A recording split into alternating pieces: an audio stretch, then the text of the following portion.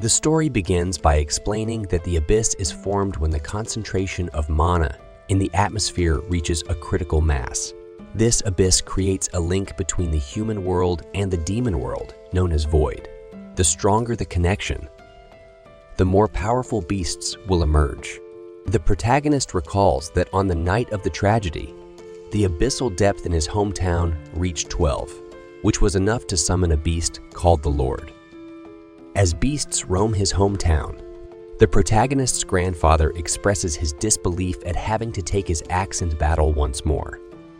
He urges the protagonist named Noel to leave and head for the shelter, assuring him that it will be the safest place. Noel wonders what his grandfather plans to do. His grandfather reveals that he intends to hold off the beasts until help from the Empire arrives. Noel knows well that there's no telling when that help will come, and realizes his grandfather is prepared to fight the monsters alone. He protests, insisting it's impossible and that his grandfather will only end up dead. But his grandfather chides him not to underestimate him, reminding him that he is known as the man who stands against death. He vows to protect Noel with his life and departs to confront the rampaging beasts, swiftly slicing through them. Meanwhile, Noel anxiously waits at the shelter. By morning, the sounds of fighting have ceased, and Noel ventures out to investigate, only to discover numerous monster corpses. Among them lies his grandfather, injured. Noel rushes to his side and realizes that his grandfather is still alive.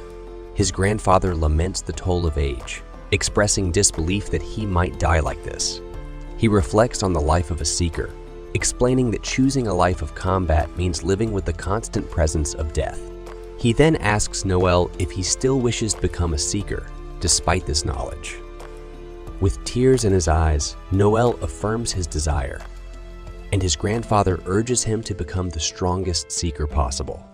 Soon after, his grandfather passes away, leaving Noel to grieve deeply.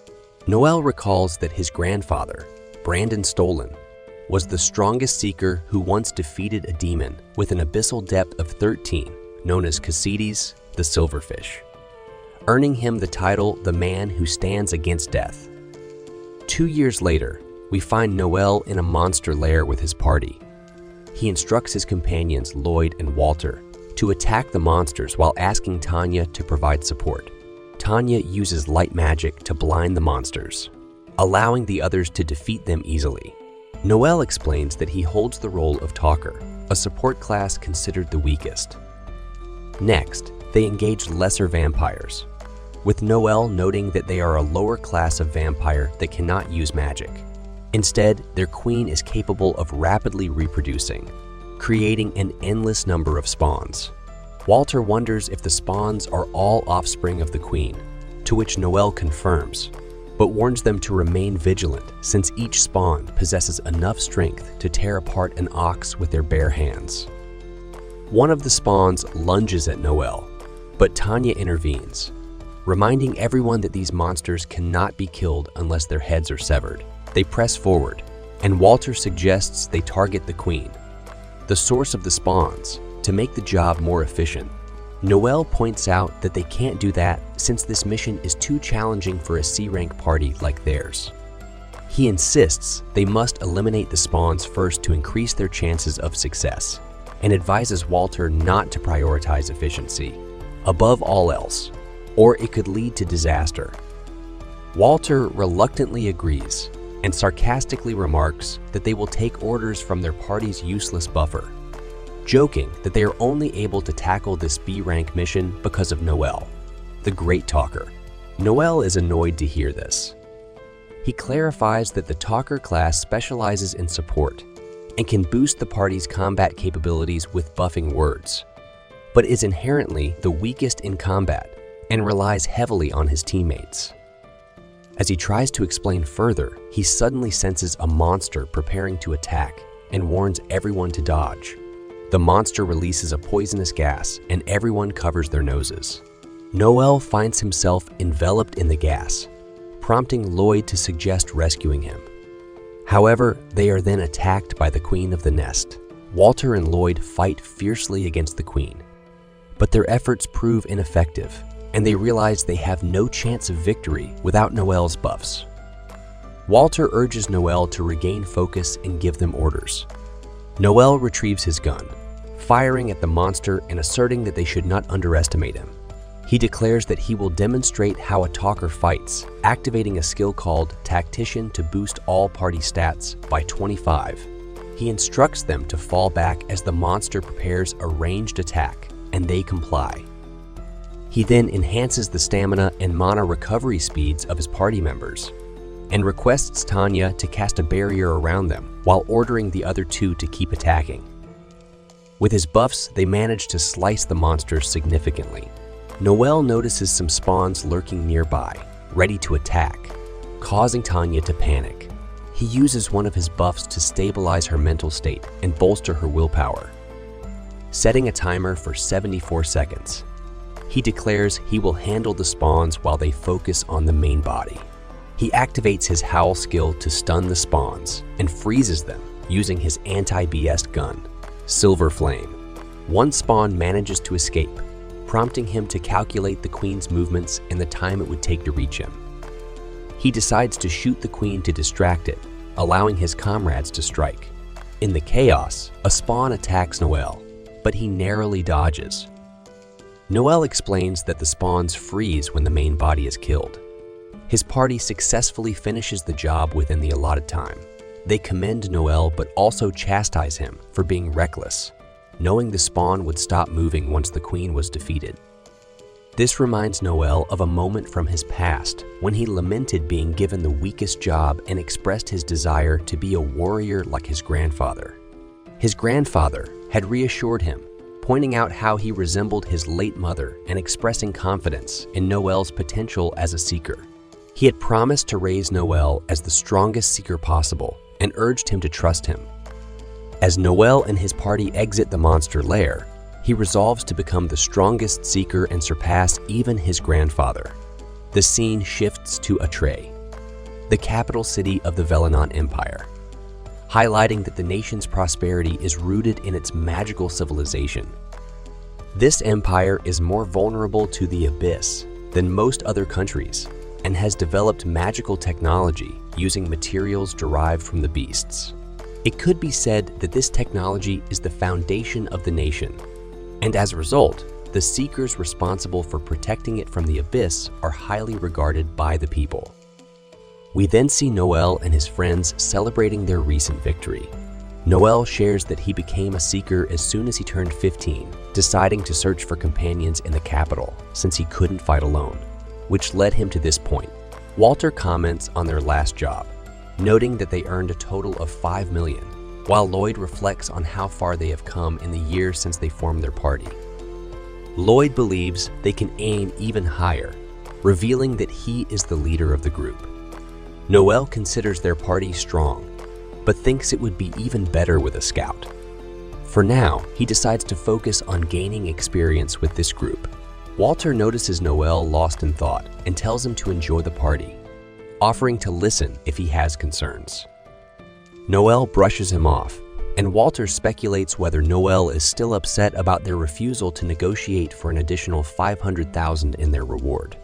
He advises Noel that it's unwise to dwell on money as a seeker, reminding him that his grandfather would have said the same if he were there. This recollection prompts Noel to remember his grandfather's advice. Seekers should be concerned about money to ensure they have the best equipment for explorations. His grandfather had emphasized that one cannot achieve a higher status without financial resources, encouraging Noel not to be swayed by others' opinions, as being labeled as evil could be considered a badge of honor for a seeker. His grandfather had been called many names over the years, such as the man who stands against death and the undying demon, and he urged Noel to never allow anyone to belittle him. Noel reassures Walter that he isn't angry, as the issue has already been resolved.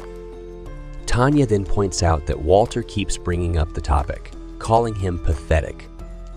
A drunken Walter retorts that Noel shouldn't be stingy about money, as it could reflect poorly on their party's reputation. Noel sarcastically accepts the blame for everything, prompting Walter to demand that he speak respectfully since he is 2 years older. Noel counters that age is irrelevant for Seekers. It's ability that counts.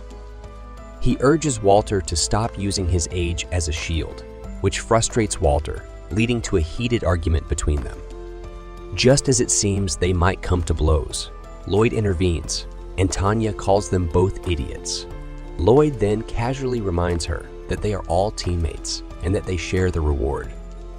They learn that each member received only $250,000 after splitting, with Lloyd explaining that the remainder was spent on party operational costs, equipment repairs, and payments to the clan.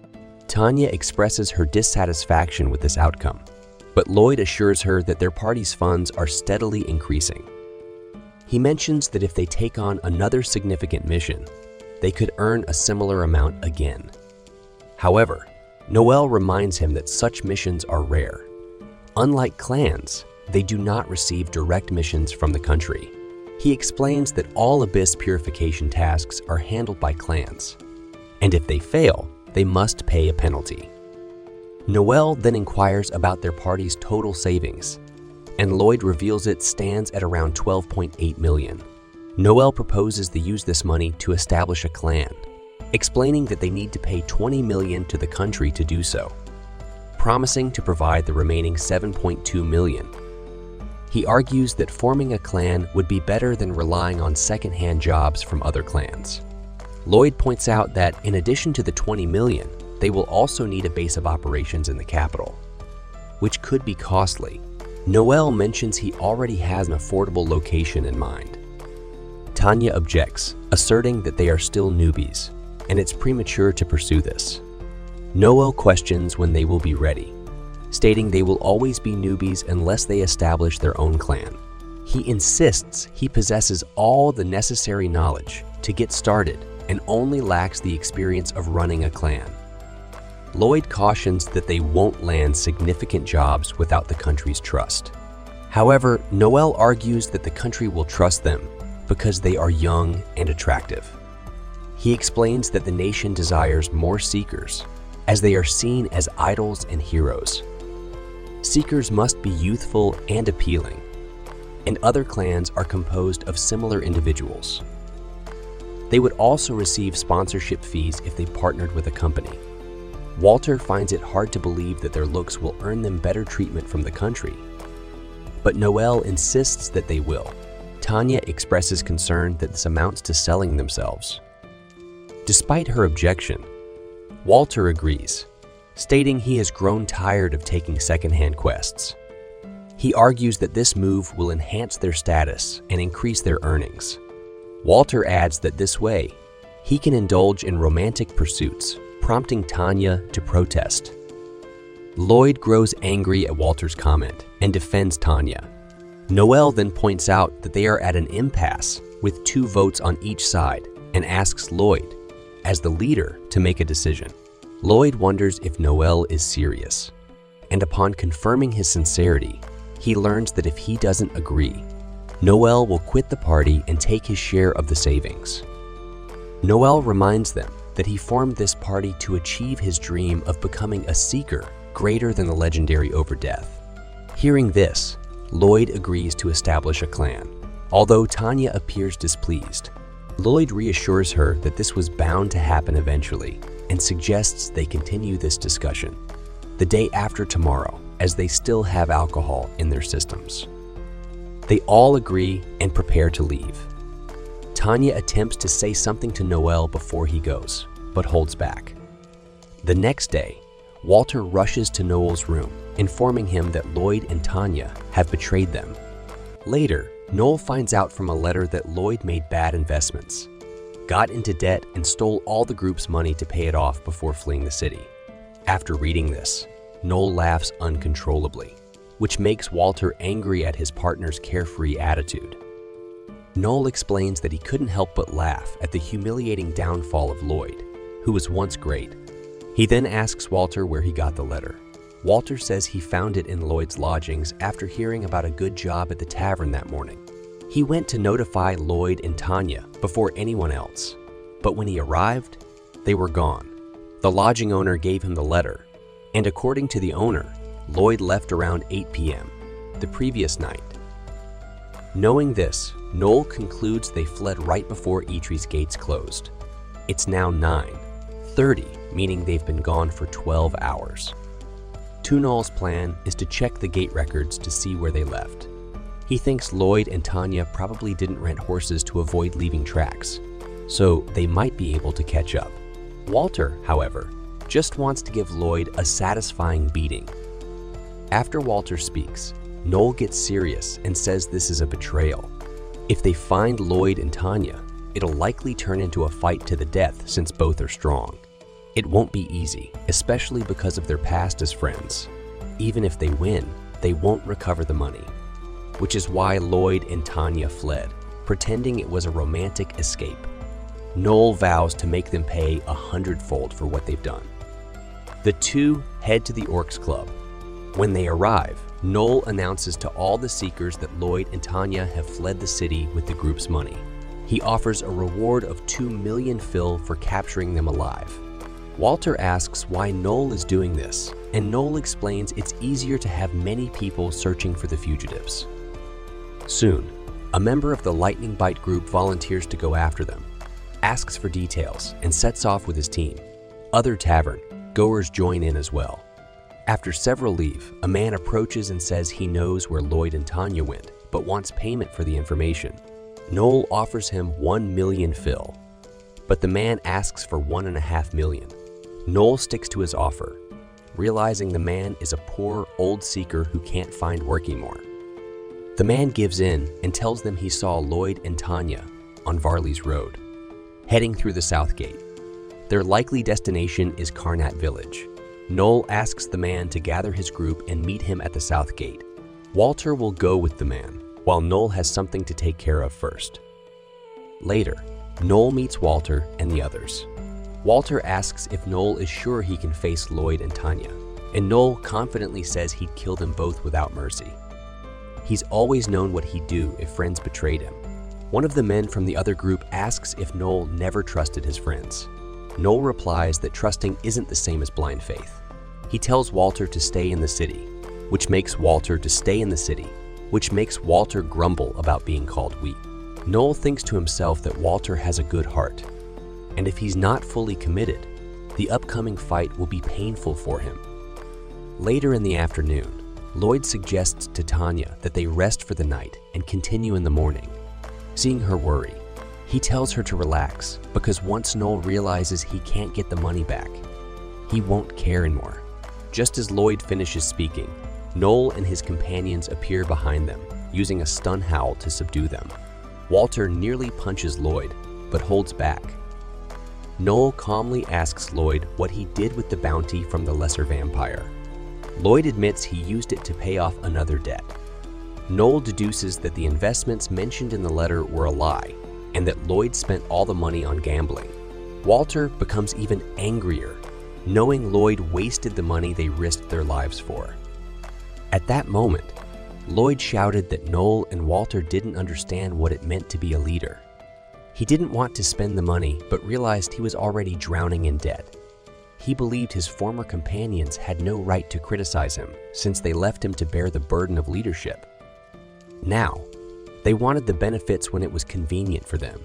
As Lloyd kept talking, Noel kicked him in the face and reminded him that it was Lloyd who wanted to be the leader.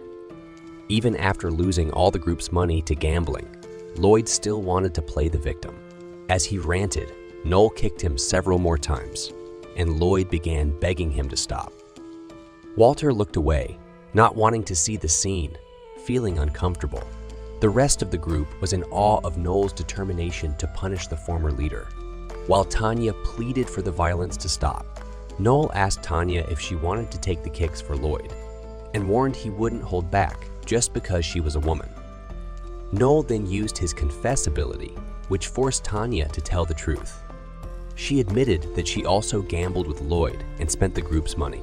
However, she blamed him, saying she could have made a fortune if he hadn't stopped her from gambling. After hearing this, Noel lifted his head. Tanya complained that using mind control spells for personal gain was illegal. But Noel explained it was allowed when the goal was to make a criminal confess, which had just happened. As a result, Tanya and Lloyd were either going to prison or facing 10 years of forced labor, which was the usual punishment for their kind of crime. Now that things were under control, an informant approached Noel, asking for his reward. And hey, if you're enjoying this story, don't forget to like, share, and subscribe for more. When Noel hesitated, the old man grabbed his wrist and warned him not to cheat. Noel knocked the man to the ground, calling him a failed seeker with bad equipment. The old man drew his sword, but Noel struck him in the stomach, nearly killing him.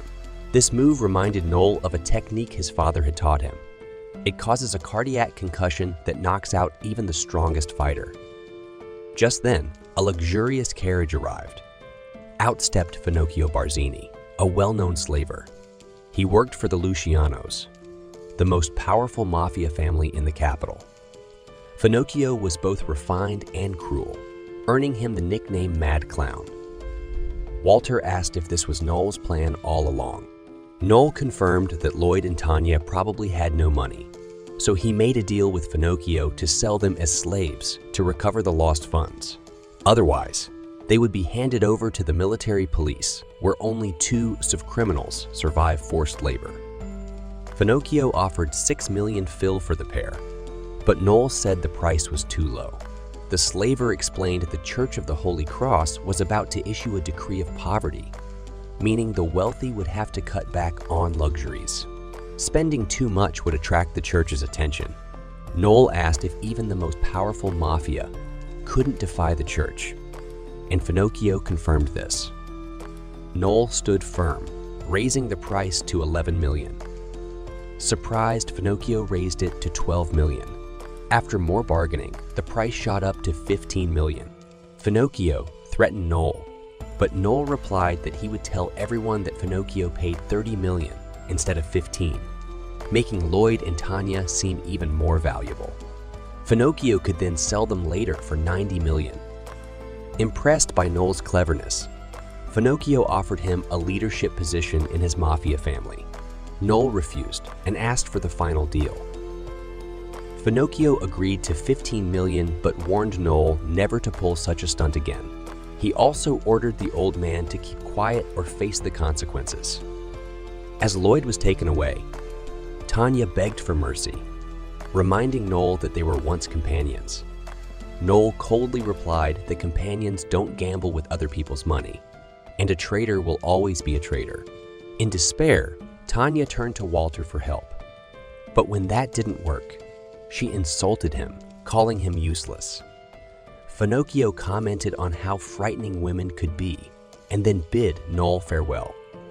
Noel paid the old seeker, who tried to insult him, saying Noel was only good for giving enhancements. Noel replied that the man's insults were pathetic and that he could learn a thing or two from Tanya. As Noel left, the man called him a devil. Noel reflected that seekers hunt beasts to survive, and being called a devil by a seeker was a sign of deep resentment. He decided to wear that title with pride, aiming to become the strongest seeker in the world. The next day, back in Itri, Noel gave Walter a bottle of liquor as a farewell gift. The night before, Walter had decided to quit being a seeker because of his emotional fragility. Though Noel tried to convince him to stay, Walter had already made up his mind. The bottle symbolized their goodbye.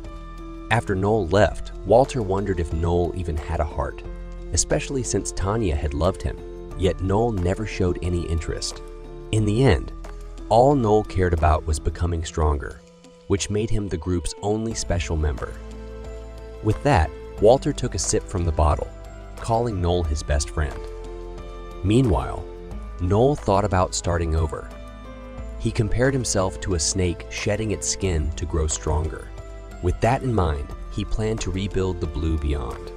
The scene begins with a girl noticing a recruitment notice posted by Noel, thinking she has finally found Noel. Later, in a tavern, Wolf is seen telling Noel that he will not get anyone worthwhile through his recruitment notice. Noel, annoyed, asks Wolf to stop bothering him. Wolf argues that all the peeled people are already in other clans or parties. Despite Wolf's insistence, Noel tells him to mind his own business. Wolf, trying to be friendly, suggests that Noel cannot fight alone and should consider joining his party. Wolf explains that his party is called the Lightning Bite and consists of skilled members, including an elven archer named Alicia. He suggests Noel will make more money if they join forces rather than forming a new party. This irritates Noel, and the other members of Wolf's party tell him to stop bothering Noel. Alicia teases Wolf, saying his constant talking is why he gets rejected by girls. Embarrassed, Wolf quiets down, and Noel mentions that he would be willing to join the party under one condition. Wolf, thinking it would not be a problem, is surprised when Noel asks to be made the leader. Wolf's party members agree, saying Noel is smarter, but Wolf refuses to give up his position as the founder and leader. At that moment, the girl from earlier sneaks up on them, startling everyone. Wolf is shocked that she managed to sneak up on Alicia, an excellent tracker. The girl introduces herself as Alma and says she is there because she saw Noel's recruitment poster. They sit down to talk, and Noel starts by asking her age, explaining that kids cannot become seekers. Alma confidently reveals she is 21 years old, which makes her 5 years older than Noel. Wolf's party members ask her a series of questions, which she answers without hesitation. Noel then asks about her class and rank, and she tells them she is a scout rank C. Noel thinks that a scout skilled in tracking would be useful in the abysses. Noel asks Alma why she wants to be a seeker, and she replies that she has no interest in becoming one. Instead, she is only interested in Noel because he is the grandson of Overdeath. Noel is surprised to hear this and asks how she knows about his grandfather.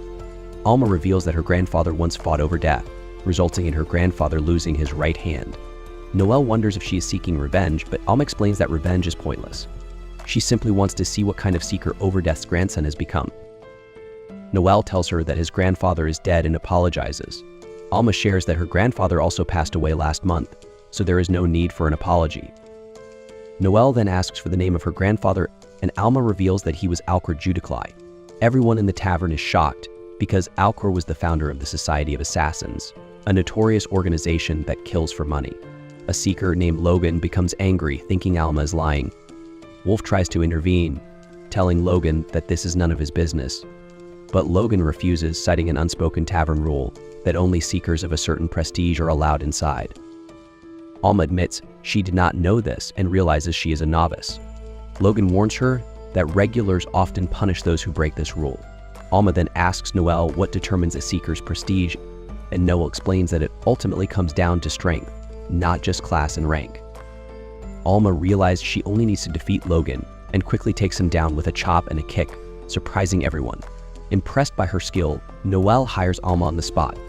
As the excitement dies down, Alma's stomach growls and she mentions she is hungry. The scene then cuts to Alma eating croquettes with Noel, who comments that the food is nothing special. Alma, having grown up in the mountains, finds it plenty special. Noel realizes Alma is truly Alcor's granddaughter, and she asks if he had doubted her until now. Noel admits it was natural to be skeptical given her sudden appearance and bold claim. Alma replies that she believed he was Overdeath's grandson as soon as she saw him. She explains that his eyes tell her he is willing to do anything to win, which reminded her of her grandfather's warning about Overdeath. Her grandfather had told her never to fight Overdeath head-on, as he was unpredictable and unbeatable. Alma tells Noel that his eyes brought back those memories, and Noel asks if she had been training to be an assassin in the mountains. Alma confirms this and adds that while she has not reached the rank yet, she has already met the requirements to become an assassin. Noel begins by wondering why Alma didn't join the Assassin Society given her skills. Alma explains that she did attempt to join them, and as part of her test, she had to fight a weak assassin. She easily defeated him and was about to kill him, following the society's rule that the strong survive and the weak must die. However, the referee stopped her. Alma asked the referee who he really was, and he revealed himself to be Simon Gregory, the current leader of the Assassin Society. She learned that the society's rules had changed, and they no longer killed people on a whim. Simon told her she wasn't fit for the society and she was kicked out. Alma goes on to explain that the society no longer trains assassins in the old ways because they no longer need them. She also mentions that the Assassin Society, which has always been independent, is soon going to be brought under the control of the Crown. Noel realizes this means the society will become affiliated with the government. Alma explains that their new leader has decided to shift the society's focus toward espionage rather than contract killings, believing it's the only way the society can survive. Noel recognizes this as very important information and worries that he might get killed for knowing it. Alma, however, assures him that she will protect him like a big sister, though Noel dislikes her pretending to be his elder sister. The next day, Noel and Alma are in a forest, and Noel asks Alma how much she knows about talkers. Alma responds that she only knows talkers are weak on their own, but have powerful support skills that benefit their party. Noelle confirms this, but explains that using buffs isn't easy. A single mistake can cost the entire party, so talkers must assess the entire battlefield before casting. Their real job is to control the battlefield by giving orders to maximize their teammates' potential. However, talkers cannot buff themselves, and they struggle to survive on their own. Alma believes Noelle can survive on his own, and Noelle admits he would be long dead if he couldn't. They stop by a river, and Noelle asks Alma to catch a monster for him. He explains that monsters are flora and fauna mutated by the abyss, and hunting them is part of a seeker's duty. He shows her a picture of a killer rabbit, which Alma thinks looks cute. Noelle warns her to be careful since these creatures are just as aggressive as they are cute. He then tells her they will conduct an experiment where she will catch the monster while he buffs her. Alma insists she doesn't need his help, but Noelle explains that it takes time for a body to adjust to a talker's buffs. He asks if she has the Axel skill, and Alma says she does, mentioning that it doubles her speed but can also quadruple with stacking. Noelle points out that she didn't master the skill immediately but had to train her body to handle it. Similarly, Alma will need time to adjust to his buffs, and how well she adapts will influence their future strategy. Noelle tells Alma that his last party took half a month to get used to his buffs, and she understands. He then asks how many killer rabbits are in the area, and Alma estimates there are 13 within a 200-meter radius. Noelle buffs Alma using Battle Voice and Tactician, enhancing her abilities as long as she follows his orders. Alma feels a strange energy within her, and Noelle tells her to stack her Excel to the maximum, increasing her speed 6-fold. He challenges her to catch one killer rabbit in 10 seconds. Alma starts the test, running through the forest, and catches all 13 rabbits in 8.6 seconds, shocking Noelle. Impressed by her quick adaptation to his buffs, he decides there is no need for further training. He then reveals that they will take their first quest as a party, which involves helping a small town called Mince deal with some thieves. While they ride in a carriage to the town, Noelle explains the types of job seekers do, including fighting abyssal beasts, hunting criminals, and searching for treasure. However, since their current client is a farming village, they won't be paid much, but Noelle sees it as a good trial for their party. The scene shifts to a town called Eudora, where they stop for the night. Alma, exhausted from the carriage ride, complains about her sore backside. Noelle jokes that her excitement will fade after more long rides. They search for an inn but find most are full, until they secure a single room. Noelle offers to sleep on the floor while Alma takes the bed, but Alma doesn't mind sharing, treating him like a younger brother. Noelle blushes, which Alma finds cute, but he is irritated and goes to take a bath. Afterward, Alma stretches while Noelle, now half naked, exits the bath. Alma is surprised by his well-toned muscles and admires his physique, though she believes he'll never match frontline fighters. She tells him that hard work can't surpass natural talent and mentions that he could have become the ultimate seeker if he were a warrior, like his grandfather, over death. This comment angers Noelle, but he remains calm and flicks her forehead, telling her to mind her own business. He then tells her to take her bath while he prepares to sleep. As Alma heads to the bath, Noelle lies in bed, reflecting on his limitations. He recalls his grandfather's words, promising to make him the strongest seeker despite his class, and thinks back on his memories of Overdeath. The next day, the mayor happily welcomes the Blue Beyond group after a year without seeing them. He's surprised, though, to find only 2 members standing before him. Noelle explains that the other 3 have retired, leaving just him and Alma. Despite this, the mayor has nothing to worry about, as the pair will handle the thieves today, according to their new leader. Inside the house, the mayor's wife serves tea, and Noelle notices a young girl hiding. When she realizes she's been seen, she hesitates.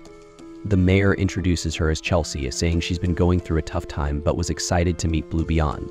Noelle comments that she must be disappointed since Lloyd isn't here anymore.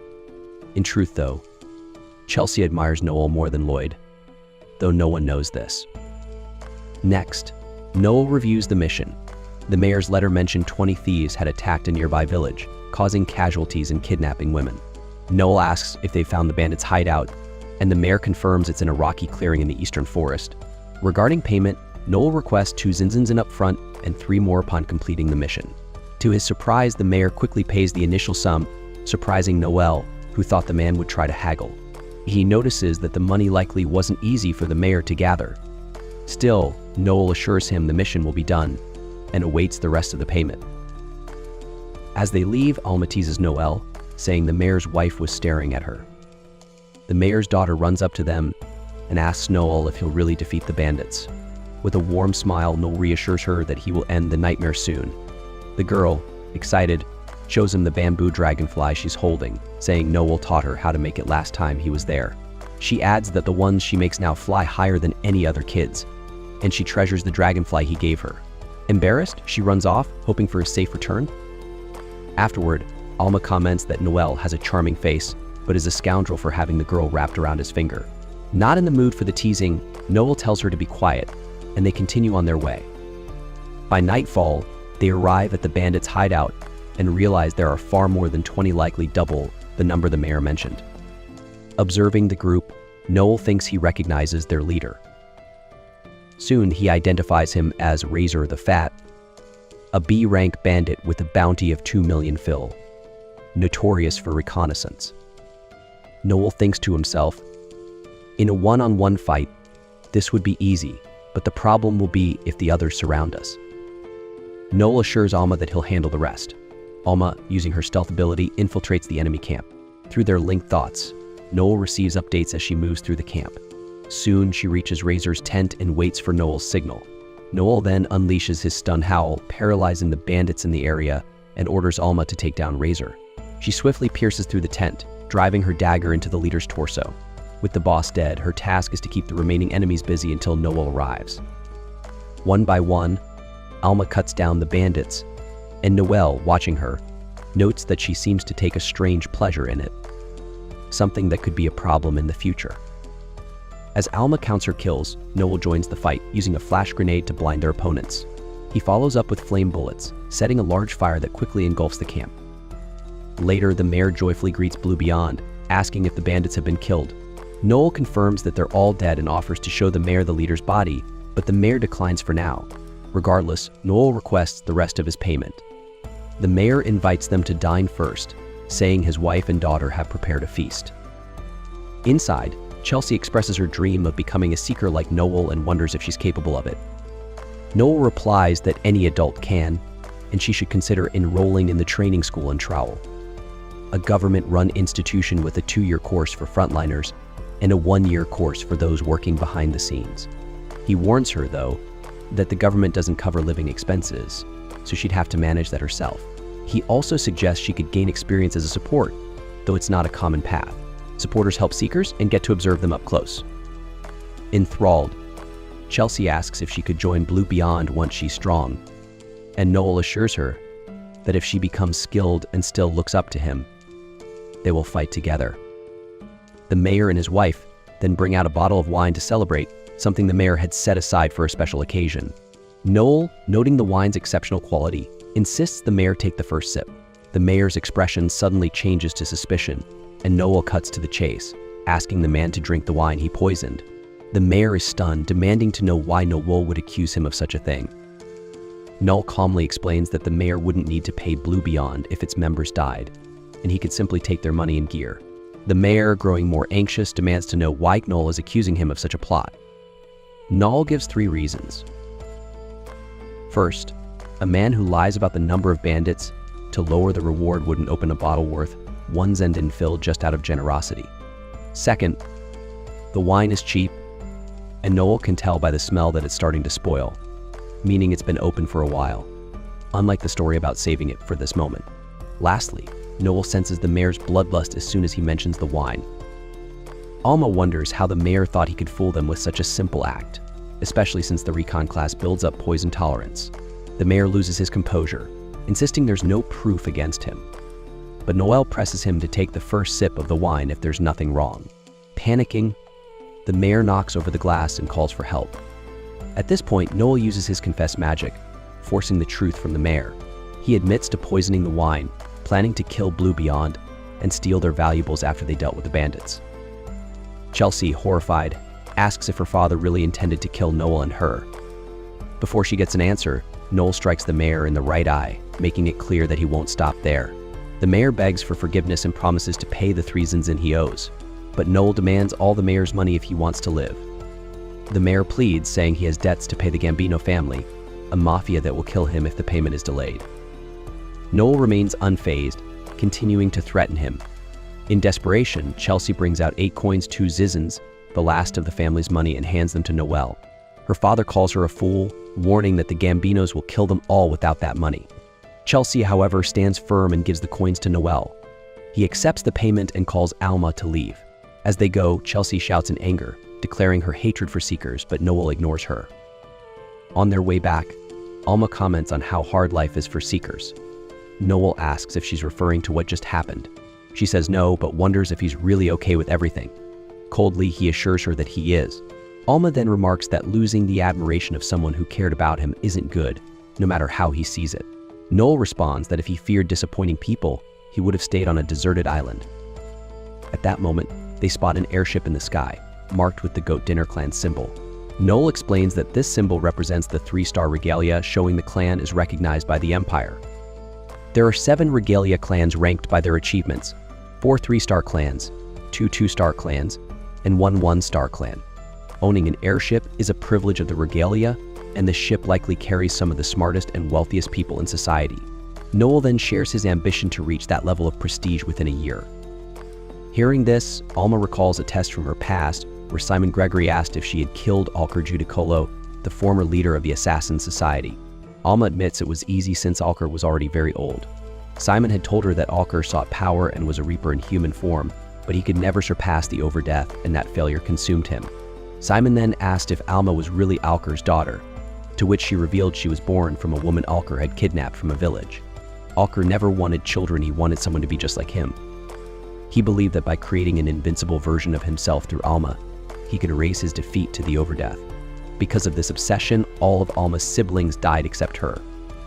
Even though Alma succeeded in surviving, Simon told her she no longer had a place in the Assassin Society, as it had become less violent. Alma was devastated, realizing she had spent 21 years training for something that no longer mattered. As consolation, Simon told her that the Overdeath's grandson had become an eloquent seeker in the capital, the weakest of all classes. His name was Noelle Stolen.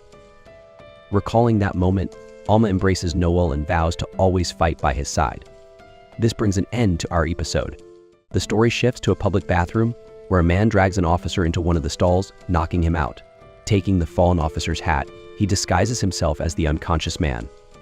As he exits, he runs into a rookie officer, who comments that his stomach feels better.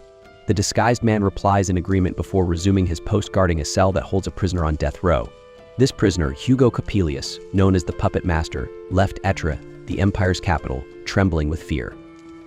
Meanwhile, Noelle is training by running 2 laps around the castle walls with a barrel filled with rocks, adding weight to the exercise. This route is part of his daily routine, and he must complete it within 2 hours. Years ago, his grandfather subjected him to intense training, insisting that the beast won't wait for you. This rigorous regimen began the day Noelle declared his intent to become a seeker. Since then, his once kind grandfather transformed into a demanding mentor, putting Noelle through grueling exercises to prepare him for the dangers he would face as a seeker. Unlike other seekers, eloquents like Noelle don't possess special powers to strengthen themselves, so they rely on relentless training to survive. Although the routine was brutal, Noelle continued day after day, finding solace in rare smiles exchanged with his grandfather. Years later, with a physique that reflects his intense training, Noelle recalls the words of Alma Judicoli, who once praised his physique but noted that hard work couldn't rival natural talent. Alma, a former member of the Assassin Society, not only praised Noelle, but also made unwanted advances, forcing him onto a bed and teasing him. She mocks him, claiming no younger brother can defeat an older sister, a reference to the sibling dynamic she insists on. When Noelle resists her, she jokes that he's adorable when he's desperate and even requests a kiss. Frustrated, Noelle resorts to a firm headbutt, causing Alma to complain that such force is unbecoming, suggesting instead that a flick would have been more gentlemanly.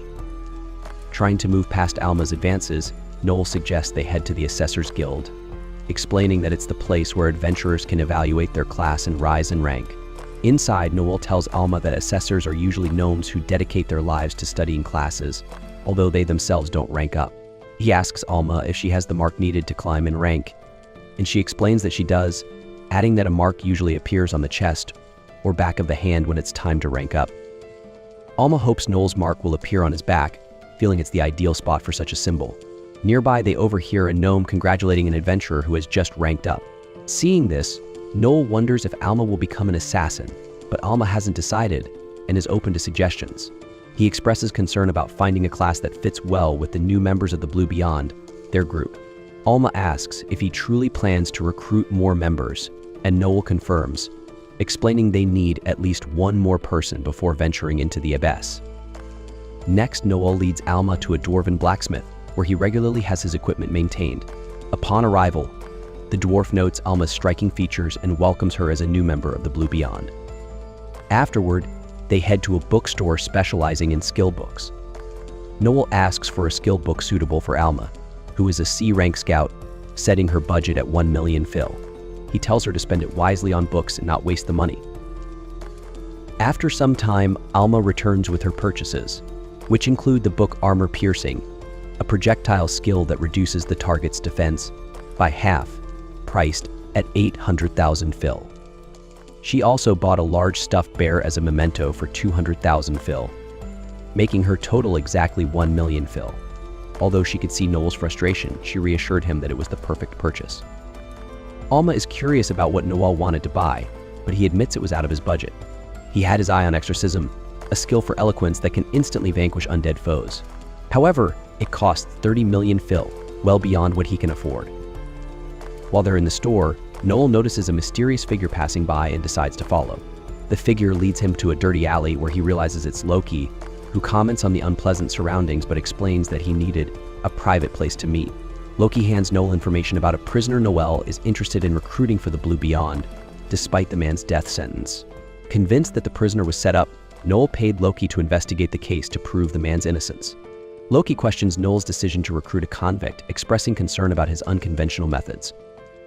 The protagonist takes Loki's comment as a compliment and shifts the topic, praising the investigator's work and mentioning how Loki's reputation as faithless is well-deserved.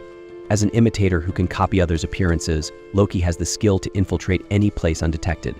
After paying Loki, Noel asks him to continue gathering information on the case. In return, Loki provides an extra piece of information. A harmful substance is spreading through the area with a dangerous side effect of inducing uncontrollable rage. Its use has led to a rise in violent incidents and stabbings around the district. This substance is linked to the Luciano family, even though the region is under the control of the Gambino family, led by Albert Gambino.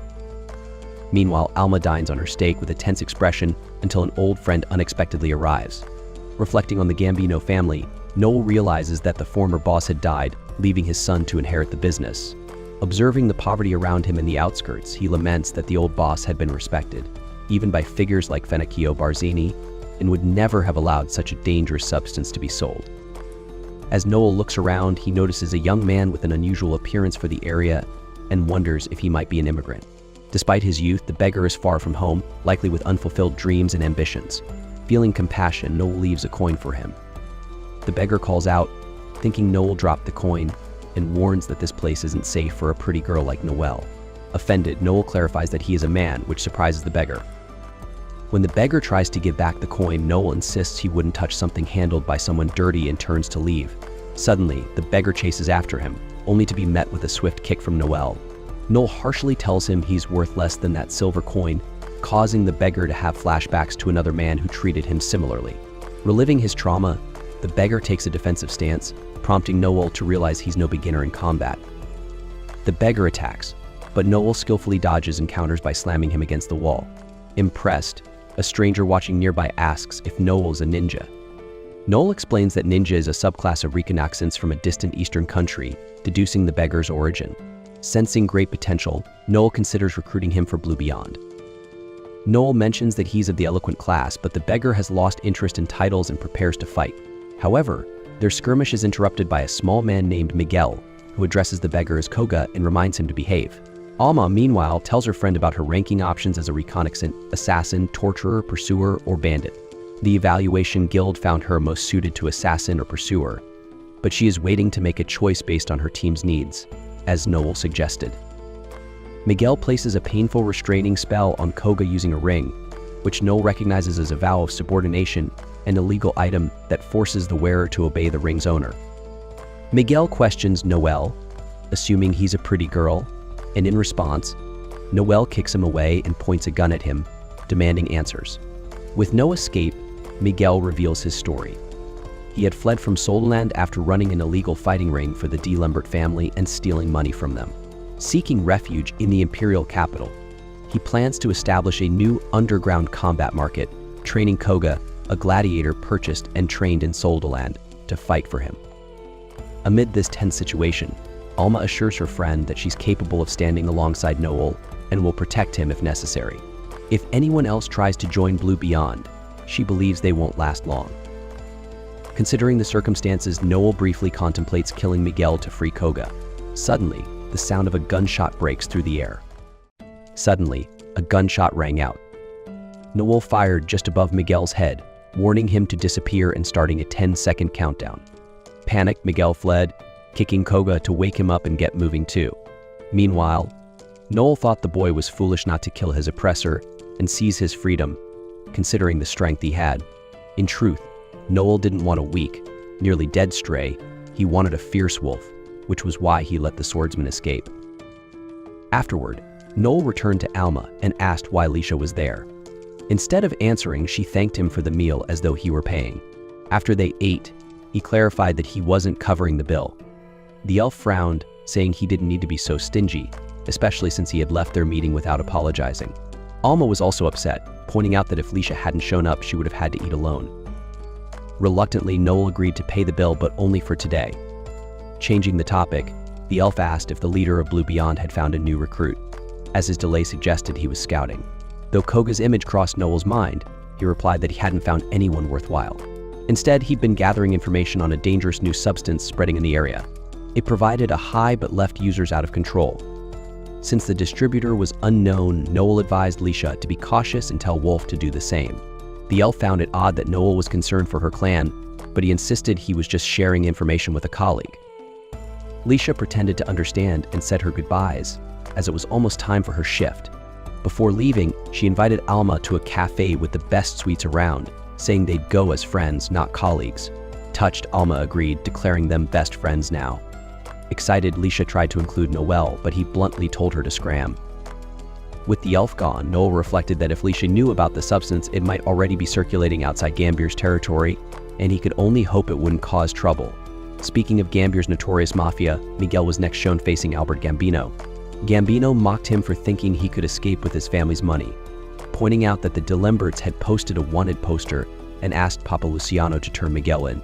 Miguel realized he was in serious danger, facing the cruelest man around. Despite the orders, Gambino admitted it wouldn't be fun to hand him over, as it would be doing a favor for a low-level gang like the D'Lemberts. Sensing an opportunity, Miguel flattered Gambino, emphasizing his status in the prestigious Luciano family.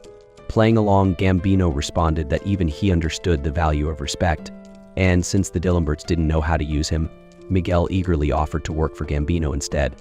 However, Gambino announced he would deal with him by skinning him alive, turning his insides into ham and sausage, and selling it back to the D'Lemberts. Gambino instructed his assistant, Leos, to prepare. Meanwhile, Koga thought grimly that he would die like an animal despite all he had endured, but at least it would be over. Next, a man with overdue debt, the mayor of Minsk, entered Gambino's office, saying he had the money until a seeker named Noel Stalin had robbed him, even taking his wife and daughter hostage and gouging out his eye. Noel had taunted him, saying it was better to throw the money away than give it to Gambino's weak family. Hearing this, Gambino promised justice against Stalin. However, because the mayor had delayed payment, Gambino demanded his right arm as penalty. He ordered Koga, a swordsman skilled with a long sword, to cut off the mayor's arm with a wooden cane. Skeptical, the mayor doubted it was possible, but with a swift, almost invisible motion, Koga obeyed, splattering blood everywhere and thrilling Gambino. Miguel seized the chance to boast about Koga, describing him as an undefeated champion from the Far East who had been raised with love but was now available to the mafia boss. Gambino accepted the offer immediately. After this brutal display, Koga reflected on his life. Born to a wealthy merchant father and a beautiful mother, he was meant to be an heir to the Tsukushima name, but bandits attacked his parents before his birth, and his mother's mind deteriorated afterward. When she gave birth, his father doubted Koga was his child.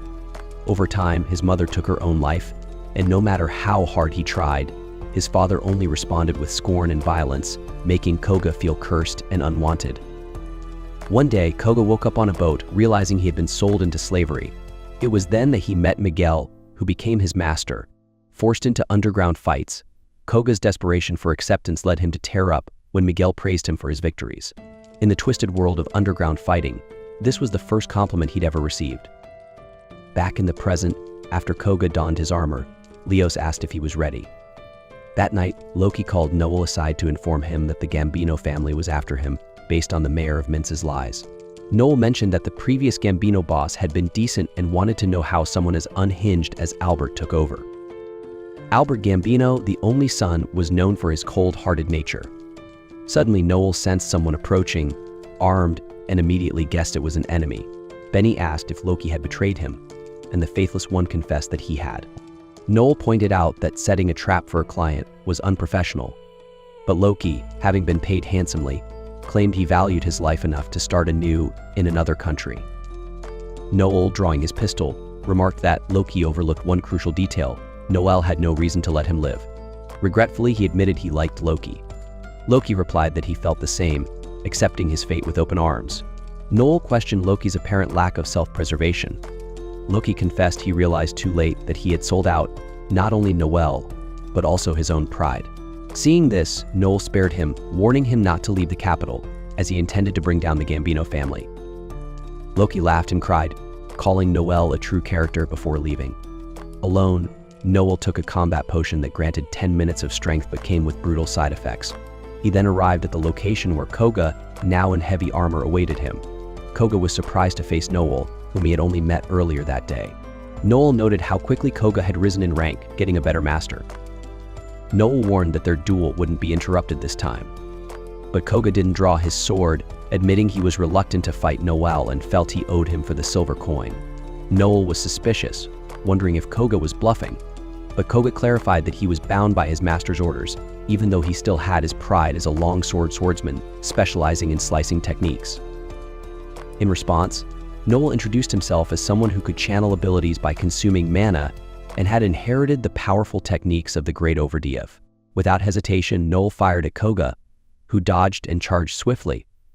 Noel narrowly avoided his attack, then pulled a rope attached to the ceiling and launched a flame bolt, intending to overwhelm Koga with fire. But Koga expertly sliced through the air, creating a vacuum that kept the flames at bay. They engaged in intense combat, with Noel attempting a low blow that Koga narrowly avoided. Koga complained, but Noel reminded him that in a fight to the death, anything goes. Using a flash bomb, Noel temporarily blinded Koga, who countered with his secret blade technique, Tsubomgeshi.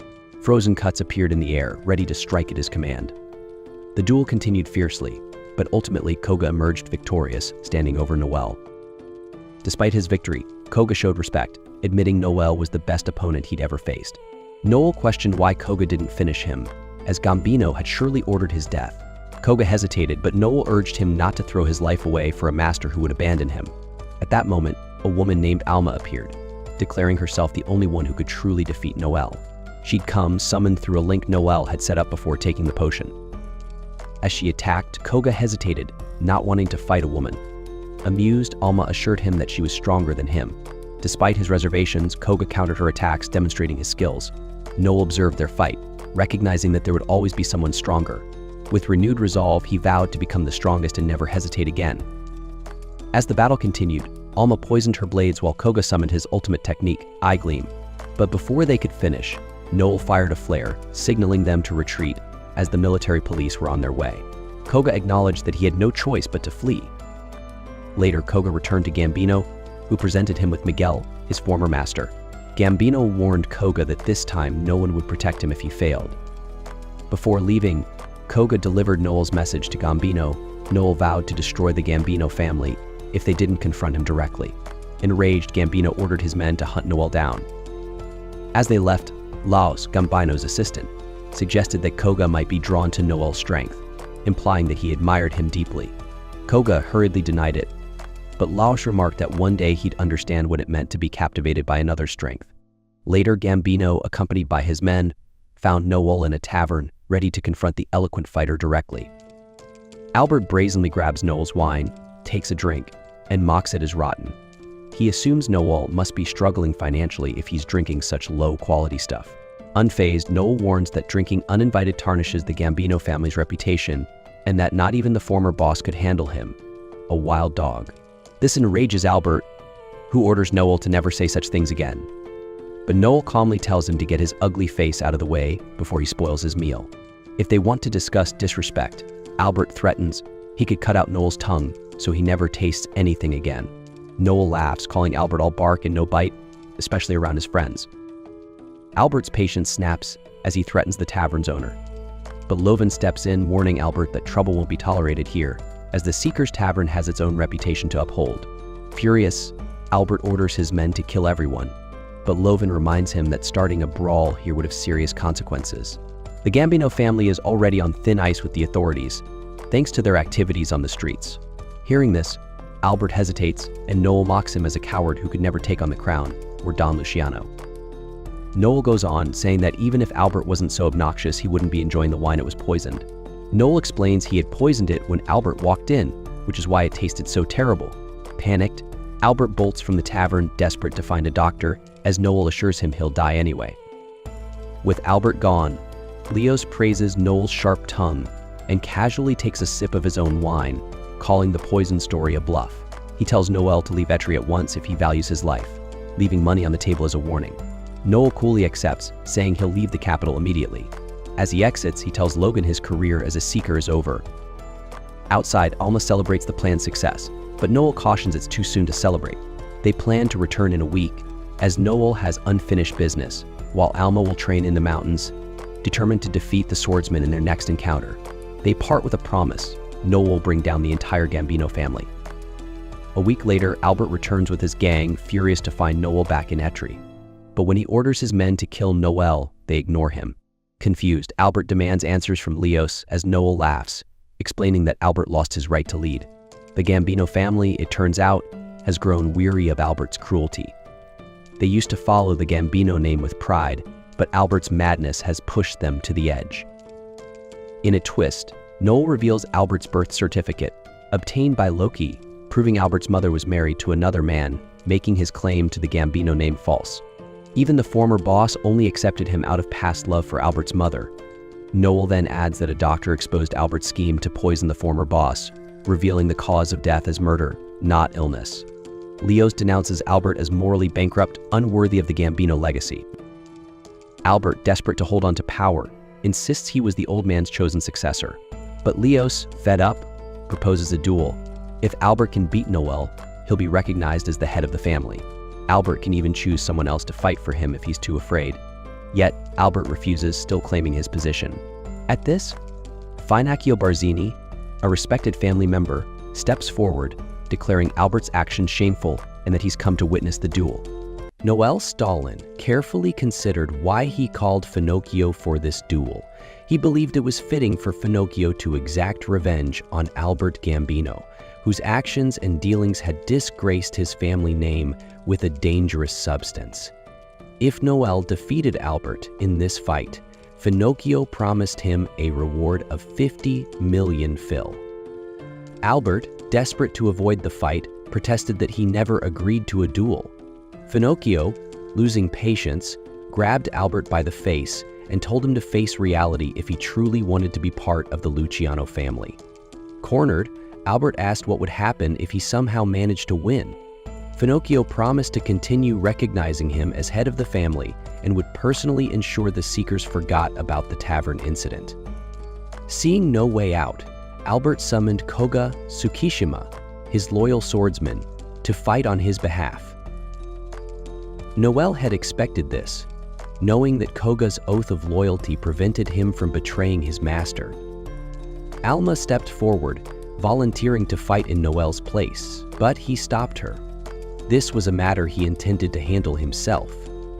When Alma objected, insisting he stood no chance, Noel confidently told her she still had much to learn, if she thought that way. Facing Koga, Noel declared that the third time would be the charm.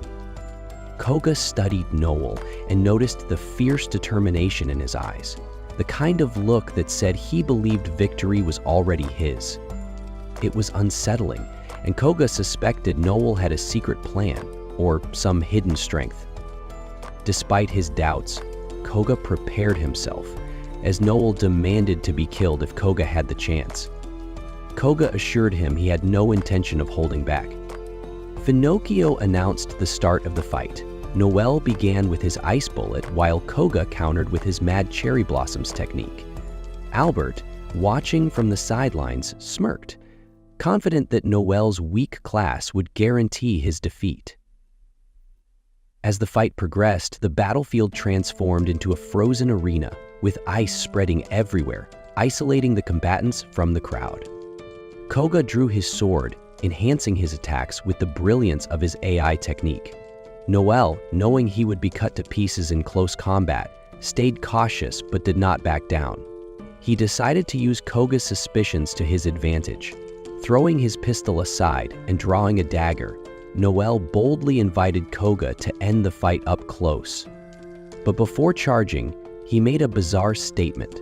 "You can use orange peels to remove grease stains." The strange comment momentarily confused Koga, giving Noel the chance to strike. However, Koga quickly recovered and delivered a powerful blow to Noel's arm, nearly severing it. Gritting his teeth through the pain, Noel managed to disarm Koga with a clever maneuver. Impressed, yet unfazed, Koga retrieved his weapon with incredible speed and resumed his assault, more determined than ever. During one of Koga's strikes, he accidentally triggered Noel's hidden ice capsules, which nearly immobilized him. Seizing the opportunity, Noel launched himself at Koga and delivered a devastating kick powered by his thundering war skill, striking Koga in the chest and head. Koga coughed blood and staggered, barely conscious. In that moment, Koga had visions of his past. He remembered his childhood, marked by fear and feelings of worthlessness. He saw himself as weak, unwanted, and incapable of expecting anything from others. As a gladiator, he fought only to survive, growing stronger with each battle.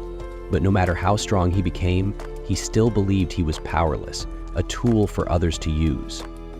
Pinocchio declared Noel the winner. Defeated, Koga reflected on the difference between them. Despite Noel's weaker status, his confidence and strength were undeniable. Koga wondered what Noel had sacrificed to become so formidable. If he had possessed even a fraction of that resolve, Koga thought he might have fought for freedom or love.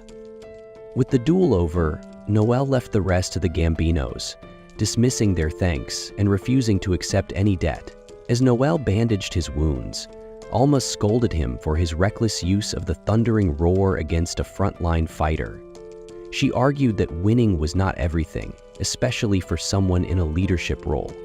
Noel admitted his mistake and promised to act more wisely, vowing on his grandfather's name. Alma teased him, asking him to rely more on his big sister, to which Noel once again insisted they were not related. Leaning back in his chair, Noel reflected on the Gambino's downfall and the damage caused by their dealings. He was certain the girl they had wronged could now rest in peace. Later, Pinocchio congratulated Noel on his victory and proposed a private discussion. Once Elma left, Pinocchio offered Noel a place in the Luciano family, perhaps even leadership over the Gambinos. Noel, however, declined. At just 16, he found the idea strange.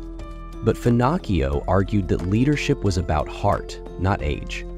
Noel made it clear he had no interest in serving anyone and rejected the offer for the second time. Barzini, known as the Mad Clown, had a reputation for using underhanded tactics, and this time he pulled his dirtiest trick yet. As a specialist in reconnaissance and a punisher, Barzini lacked physical strength, but made up for it with unusual and sinister abilities. After Noel refused his offer twice, Barzini decided to take things further. With his powers, he extracted Noel's heart from his chest, holding it in his hand as a horrifying bargaining chip. Noel was horrified, pointing out that losing one's heart should mean death. Yet here he stood, alive. Barzini explained that the heart was still connected to both of them through his power. If Barzini moved more than 5 meters away from it or decided to crush it, Noel would die instantly. Barzini justified his drastic actions, explaining that he saw Noel as a future threat to the Luciano family. His plan was either to eliminate the boy now or force him to become an ally. But Noel, unshaken, gave Barzini a defiant smile. He stated firmly that even though Barzini controlled his heart at the moment, Noel would one day rise so high that not even the Luciano family would be able to touch him. If Barzini wanted to kill him, he should do it now. However, Noel warned that such a move would cost Barzini his dignity as a leader. Killing a young man out of fear was not the act of a true head of the family. Noel called himself the true king and challenged Barzini to decide once and for all. Barzini hesitated, questioning whether he was truly afraid of Noel. After a moment of reflection, he declared that he had only been joking and returned the heart to its rightful place. Before leaving, Barzini made it clear that Noel had better live up to his bold claims of reaching the top. Noel simply told him to watch and see for himself. As Barzini climbed into his carriage, he heard Albert Gambino, the once proud leader of the Gambino family, begging for mercy. Barzini mocked Albert, calling him a coward. He promised not to kill him outright, but instead condemned him to live like a pig, feeding and tending to the animals as punishment. Albert's despair was met with cold laughter as he was dragged away to his fate. The next day, Noel made arrangements to formally make Koga Tsukishima his servant. However, he immediately made it clear that he did not want a slave. Noel told Koga that he aimed to rise above all seekers, and for that, he needed a fierce wolf by his side, not a timid pup. Koga, who had been used and controlled his entire life, confessed that he did not know how to live outside of servitude. But seeing Noel's resolve inspired him. If Noel wanted a wolf, then Koga would become one. Noel extended his hand, welcoming Koga into his group, the Blue Beyond. The team wasted no time and dove straight into training, battling a battalion of armed goblins. Noel's strategic mind shone through as he directed Alma to attack the goblins at the rear, while Koga took on the front line. Alma used her armor-piercing technique to weaken the goblins, giving Koga an easier path. Meanwhile, Noel's thunderbolt cleared out most of the lesser goblins, leaving only the goblin general. Koga smiled, ready to prove himself as the fierce wolf Noel wanted. But before he could strike, Alma had already defeated the goblin general. Annoyed, Koga complained about Alma stealing his moment, while Alma teased him for being too slow. Noel stepped in, reminding Alma that acting independently during a battle could put the team at risk. He also reminded Koga that victories and rewards were shared among the group. Despite the bickering, Noel praised their efforts, calling their first mission as a team a success. He then announced his plan to register Blue Beyond as an official clan. By doing so, they could take on high-paying state contracts and avoid working under other clans. As Noel held a symbol in his hand that marked his ascension to rank B, the group could sense the excitement in his voice. With each step forward, Noel felt himself drawing closer to his ultimate goal, leading the strongest clan, facing the most dangerous enemies, and claiming the prestigious 7 Stars regalia. The next morning, Noel asked a maid to bribe the owner of the establishment, ensuring smoother business in the future. As this was happening, an older man introduced himself to Noel. His name was Harold Jenkins, an inspector for the Seekers Guild. They sat together over fine wine, and Harold complimented Noel's ability to produce such a beverage. Noel humbly credited his grandfather's legacy and his team. Curious, Noel asked what had brought the inspector to visit, since he had already shared everything he knew about the tragedy that befell his homeland. In response, Harold revealed a photograph of the very lord responsible for destroying Noel's homeland. Recognizing the figure, Noel explained that 2 things went missing that day: the lord's body and his grandfather's battle axe. When he asked Harold if the lord had been defeated, the inspector recounted grim news. The Night Rage clan had tried, but was utterly wiped out. Later, the guild sent the Supreme Dragon clan, but by then, the lord had vanished into the void. This lord seemed to operate on its own will rather than being drawn to the world by fate, which was highly unusual. More importantly, this was the same lord who had killed Overdeath, Noel's legendary grandfather. Harold explained that this lord might have the potential to ascend to level 13 abyssal depths and become a Valiant. Valiants were a group of 10 immensely powerful lords, each capable of destroying the world. The last Valiant, Corsetus the Silverfish, emerged 40 years ago and destroyed 3 nations before being defeated by Overdeath's clan. Harold noted that Noel resembled his grandfather, especially in his eyes. Being close to Brandon Stalin during his time with the Bloody Sword Federation, Harold wanted to check on his grandson's progress, especially since Noel would soon turn 15 and be eligible to take the Seeker test. As Harold prepared to leave, Noel confidently told him to remember his face, as it belonged to someone destined to become the greatest Seeker of all. Later, Harold spotted Noel walking with Alma and Koga. When the group arrived at their meeting place, Koga appeared nervous and asked if they would be okay during their interview with the inspector. Noel assured him that they just needed to respond appropriately, but Alma teased him, saying the inspector might reject them if offended. This only made Koga more anxious, fearing he'd ruin their chances. Alma, adding to the drama, jokingly suggested that Koga should practice seppuku if that happened. Before the tension could escalate further, Harold entered the room. Reviewing their report, Harold acknowledged that the group had secured a clan house and the required 20 million guarantee.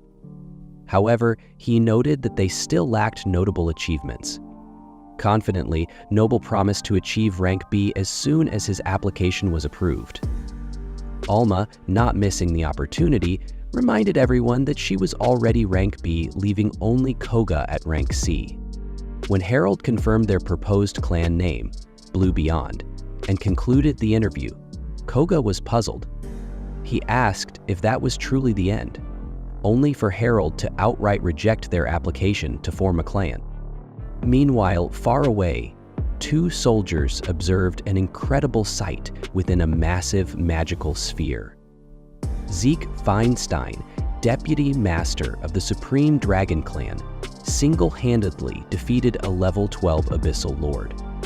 The soldiers marveled at his unmatched power, calling him the Innocent Blade, and one of the strongest in the Empire. Back at the meeting, Harold explained his decision. The guild was looking for exceptionally strong seekers, and merely meeting basic requirements wasn't enough. He revealed confidential information. An underground mana river to the west was nearing a critical point. Within a year, it would erupt, creating a massive abyss and summoning a level 13 abyssal lord. Koga, terrified, asked if this disaster could be prevented. Harold explained that the mana channels were like veins. Disturbing their flow would cause catastrophic tremors, potentially rendering Earth uninhabitable. The last time a Valiant emerged, it took the Empire's best Seekers and Regalia clans to defeat it. Harold listed the top Regalia clans, including Supreme Dragon, Pandemonium, and Lorelei, but admitted even they might not be enough to stop a level 13 lord. Harold emphasized that there was no time to train novices like Blue Beyond. Hearing this, Noel rose to his feet. He acknowledged that their current efforts weren't enough for the inspector's standards, but made it clear that this was only temporary. After leaving the meeting, Harold privately reflected on Noel's boldness, wondering if it came from his grandfather. Brandon Stalin, appearing in spirit form, confirmed that Noel inherited this fiery determination from him. Harold admitted he had high hopes for the boy. Outside, Koga struggled to understand why Noel seemed to accept the rejection so easily, feeling it was a sign of giving up. Noel, however, turned to him with fiery determination. He declared that this rejection was just the beginning and an opportunity to rise. With the emergence of a level 13 lord, he saw a chance not only to protect humanity, but to make Blue Beyond a legendary name in the process. Defeating Corsetus, also known as the Silverfish, had brought immense progress to the Empire. The heart of this abyssal lord was transformed into a device that produced an endless supply of clean water, a groundbreaking invention that became a blessing for the entire empire. This showed how hunting powerful beasts wasn't just about survival. It also advanced magical engineering and improved civilization. This was why Seekers were celebrated as heroes. They didn't just protect people, they were the driving force behind humanity's progress. Noel Stalin had ambitious plans to join the elite ranks of the Regalia as quickly as possible. Kuga, his teammate, was confident they'd achieve this goal within a year, but Alma added that Noel had claimed it would take less time. Determined to surpass expectations, Noel boldly declared they'd do it in 6 months.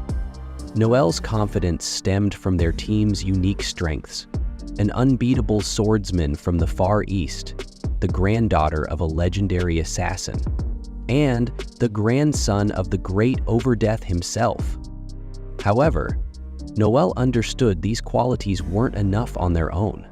To stand out and form a clan, they needed to build a strong reputation. Around this time, a journalist announced breaking news. Zeke Feinstein, the Supreme Dragon's deputy master, had defeated a level 12 abyssal lord. Hearing this, Noel realized they needed a similarly spectacular feat to capture public attention. He immediately vowed to devise a plan. To start, Noel went to the Seekers Guild and selected the strategist class for his specialization. During the ritual, he gained incredible cognitive abilities, allowing him to analyze battles in real time, predict outcomes with precision, and adapt strategies instantly. This marked a pivotal step in his journey as a seeker. Later, Zeke Feinstein visited the city and was quickly surrounded by admirers. Aware of Noel's rising reputation, Zeke sought him out and introduced himself. Noel recognized Zeke as one of only 3 X-rank Seekers in the capital. The others were Leo Aiden, the Kingslayer and master of the Pandemonium clan, and Victor Krauser, the beginning one and leader of the Supreme Dragon. Leek mentioned Noel's connection to the Gambino family, but Noel denied it, though Zeke wasn't fooled. Cutting through the formalities, Zeke directly invited Noel to join the Supreme Dragon clan. However, Noel, known for his defiance, refused. With a smirk, he challenged Zeke, stating he'd only consider joining someone who could prove they were the most powerful seeker. Noel then posed a provocative question: between Zeke and Leo, who was stronger? This question hinted at a dangerous duel, as a fight between 2 X-rank seekers could lead to death for one or both. Zeke, amused by Noel's cunning, saw the comment as a compliment and walked away. Not long after, a passerby made the mistake of ranking Zeke as the 2nd strongest seeker, citing Leo's greater number of victories against abyssal lords. Furious, Zeke launched the man into the sky, showing his temper. Watching this unfold, Noel silently noted Zeke's impulsive weakness. Meanwhile, Alma was training with Lycia but lost another sparring match. Lycia advised Alma to think more strategically and protect her rear guard, citing Noel's calculated approach as an example. Their conversation was interrupted by Ophelia, an elf and member of the Way Knights. She introduced her teammates: Keem, a lancer, Vaclav, a beast summoner, and their leader, Leon Frederick. Ophelia reassured Alma that seekers should always support each other. However, Ophelia couldn't resist bringing up rumors about Noel Stalin. She claimed he had sold his allies as slaves and had ties to the mafia. Leon scolded her for spreading unverified rumors, and she apologized, though Alma admitted privately that much of it was true. Elsewhere, Noel met with Loki, seeking assistance with another plan. Reviewing a list of B-rank seekers, Noel's interest landed on Leon Frederick. Later, as the Way Knights celebrated a successful mission led by Leon, Noel observed from afar with a sly grin. He recognized that even powerful seekers like Zeke had weaknesses. Determined, Noel promised to use every opportunity to climb to the top. In a chilling vision, a man imagines a woman lying motionless on the ground, her eyes fixed on a lifeless body. This haunting image grips Hugo Capella, known as the puppeteer controller, now prisoner 113 in a desolate jail. Once feared throughout Tri, Hugo now awaits his execution for unspeakable acts of terror. But today is no ordinary day. Hugo is visited by Noel Stalin, a strategist with a reputation as cunning as it is ruthless. Their meeting begins with Stalin commenting on Hugo's appearance, asking if he's lost weight. Hugo, unimpressed, snaps back that it's none of Stalin's business. But Noel smirks and insists it is. He won't recruit a frail, starving man for his future clan. Though Hugo seems resigned to his fate, Stalin has other plans. He knows Hugo's history. Once a prodigious seeker who defied convention by mastering both combat and creation through his puppeteer abilities, Hugo's calm intellect earned him fame, but his decision to work alone left him without allies. Later, he retired at the height of his career, turning his talents to doll making. But an incident shattered that life, leading to his imprisonment. Hugo dismisses Noel's efforts, convinced that his execution is unavoidable. Unshaken, Noel snaps his fingers, summoning the guard. The officer apologizes profusely for delaying their tea service, earning Stalin's icy thanks before being dismissed. Intrigued, Hugo asks if Noel bribed the guard. But the truth is darker. Noel holds damning information over the prison staff, controlling them like pieces on a chessboard. The strategist reveals his escape plan is already in place. Despite this show of power, Hugo remains unenthused. He admits he would welcome freedom, but refuses to align with someone he despises. To Hugo, seekers embody arrogance and violence, and Noel is the worst of them, a cold, calculating snake who toys with others before striking. Noel chuckles at the insult, claiming it as a compliment. Before leaving, he promises Hugo will join him, like it or not. Later, Noel leads his companions to the Rockbird's Beak, a rowdy bar frequented by Tri's B-rank seekers. As they enter, hostile eyes lock onto the group. Mistaking Noel for a woman, a hulking seeker named Edgar mocks him. With characteristic sharpness, Noel corrects him, declaring that scars don't make a man, and Edgar, by that measure, is just a little girl. The insult strikes a nerve, and Edgar fumes, but Noel escalates by revealing knowledge of Edgar's impending fatherhood, threatening to ruin his life if he causes trouble. Defeated, Edgar retreats. With a sly grin, Noel introduces himself as the eloquent leader of Blue Beyond, charming some patrons while unnerving others. As his companions enjoy the bar's famed food and drink, Noel's focus sharpens. His eyes linger on the Wayne Knights, a rival group, as he plots his next move. Among the crowd is Ophelia, an elf with a grudge. When she confronts Noel, her anger boils over at his betrayal of his former companions, selling them into slavery for profit. Calmly, Noel admits the mafia paid handsomely for friends. Enraged, Ophelia lunges at him, but Koga, a loyal swordsman, blocks her path. She scorns Koga's devotion to a leader she deems treacherous, but Koga warns her to tread carefully unless she wants to meet his blade. Tensions rise as Leon Friedrich, the leader of the Wayne Knights, intervenes to de-escalate. Leon apologizes for Ophelia's outburst, but Noel dismisses it with cutting remarks, calling her as useless as a broken door. Leon demands Noel retract the insult, but the strategist doubles down, fueling the hostility. Ophelia seethes, declaring that reasoning with Noel is pointless. Leon agrees, stating that someone like Noel, who betrays his allies, has no place among seekers. But Noel, unbothered, smirks as he hurls more taunts, cementing a fierce enmity between Blue Beyond and the Wayne Knights. With venom in his voice, Noel declares that Leon's self-righteousness will crumble, and that he, Noel Stalin, always plays the long game. After the heated exchange, Liam gives up trying to argue and reluctantly leaves the discussion. Around him, the seekers in the bar watch Noel Stalin with a mix of awe and unease. Alma leans over and remarks that their leader is becoming a true villain, while Koga nervously wonders if they've gone too far. Noel, however, reassures them it's all part of the plan. With a sly grin, he unveils his next steps, leaving his companions shocked by their sheer audacity. Yet, he reminds them of a harsh truth. In the world of seekers, the strong are the beasts, and the weak are their prey. Run, and the beast will catch you. Stay, and it will devour you. Meanwhile, in Harold Jenkins' office, Marion grows restless, eager to know who will command the forces against Valiant. She believes Leo Eden, known for his unparalleled strength, is the obvious choice. Yet, she wouldn't be surprised if Zeke Feinstein, another capable leader, gets the nod. To her astonishment, Harold names Noel Stalin as his pick.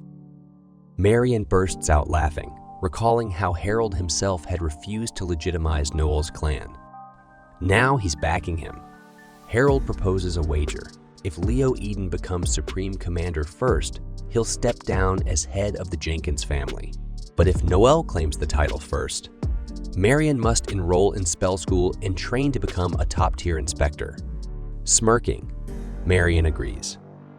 On the streets of Yttria, Keem watches drunken strangers embrace and shout in the moonlight, triggering a memory from his childhood.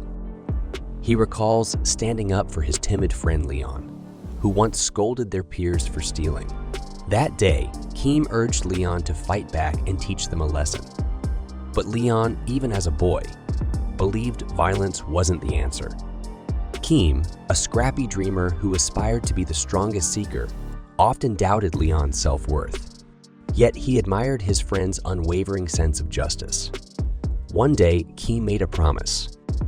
They'd become seekers together and always do what was right. Over time, that dream became reality.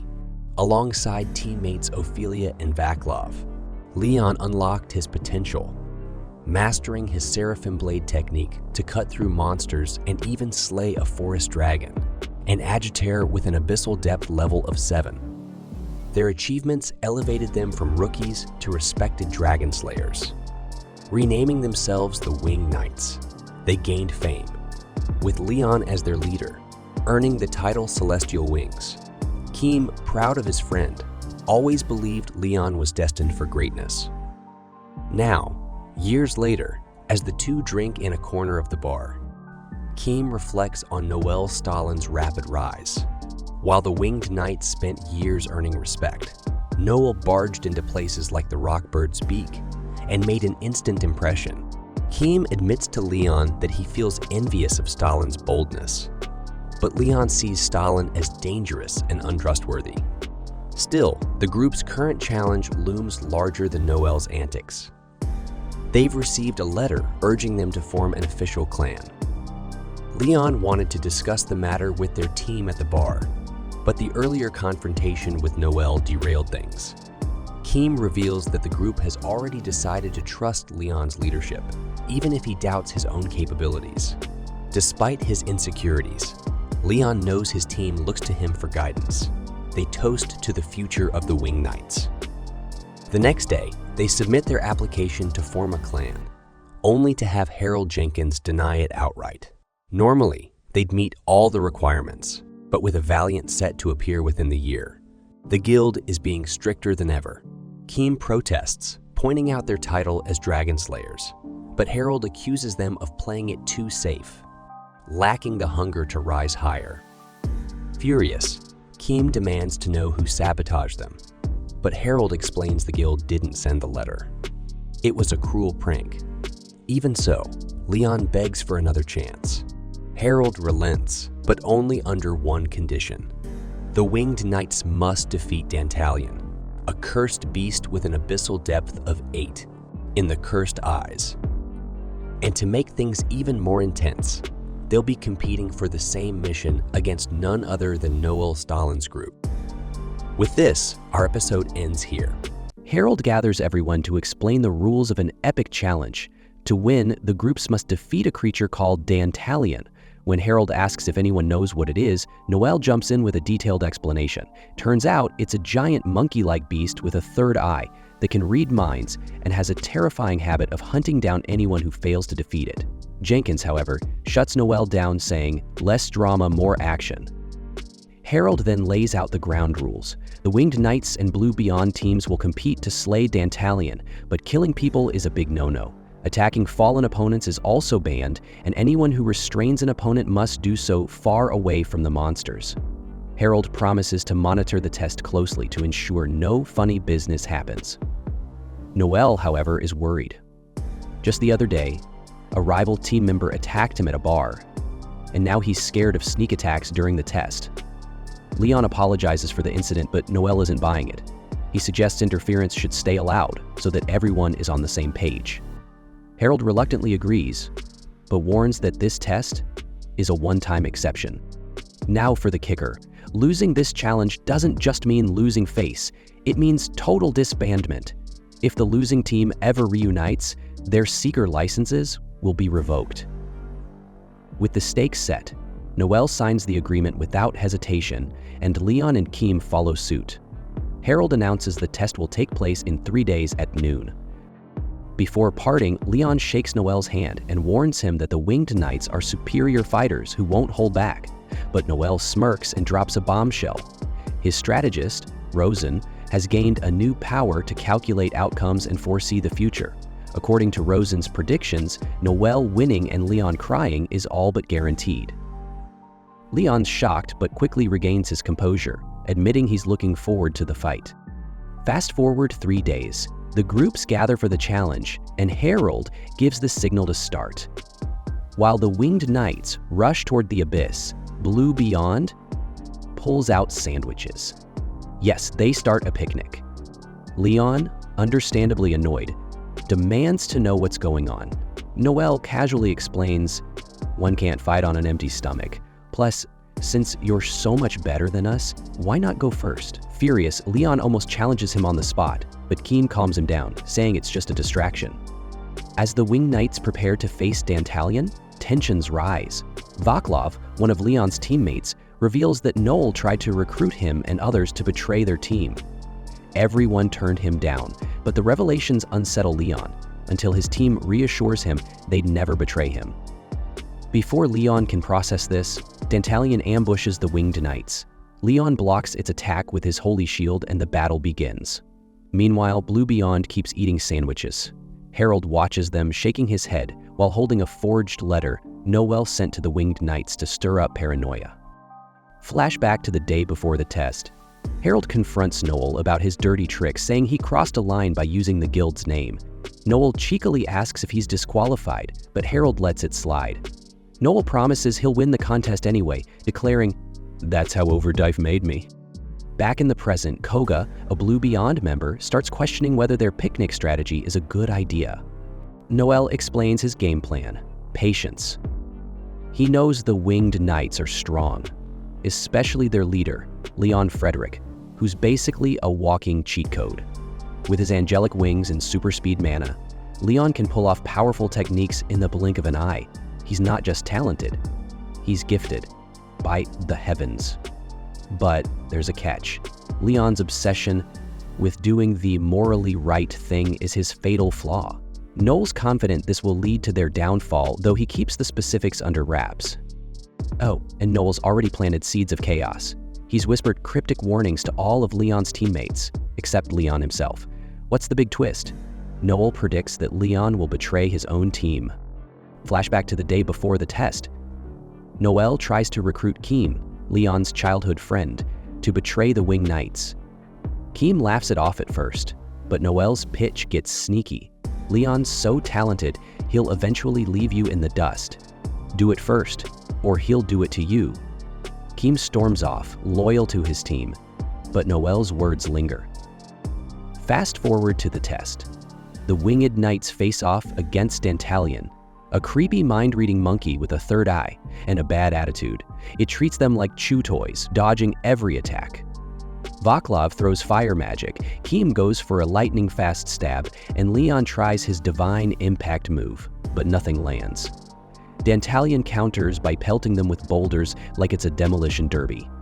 Meanwhile, Blue Beyond, still eating sandwiches, As the winged knights grow exhausted, Dantalion injures Ophelia, forcing Leon to shield his team and tell them to retreat. The beast taunts them, sensing their fear. Leon stays strong, activating his invincible ability to protect his comrades, while Vaclav shields the injured with magic. Meanwhile, Noel watches the glowing chaos from a distance. "Showtime," he says, finally standing up. Back at the battle, Keem suggests a desperate plan. Act as bait, so Leon can unleash his Seraphim Blade, their most powerful attack. Leon shoots it down. Why? Dantalion's a mind reader. It'll see through the ruse. Instead, Leon proposes something shocking. Join forces with Blue Beyond, take down Dantalion together, and forget the test entirely. Winning isn't worth losing their bond as a team. Keem's jaw drops. "You're betraying us for Noel Stalin?" Leon hesitates, then admits. "Right now? Yes."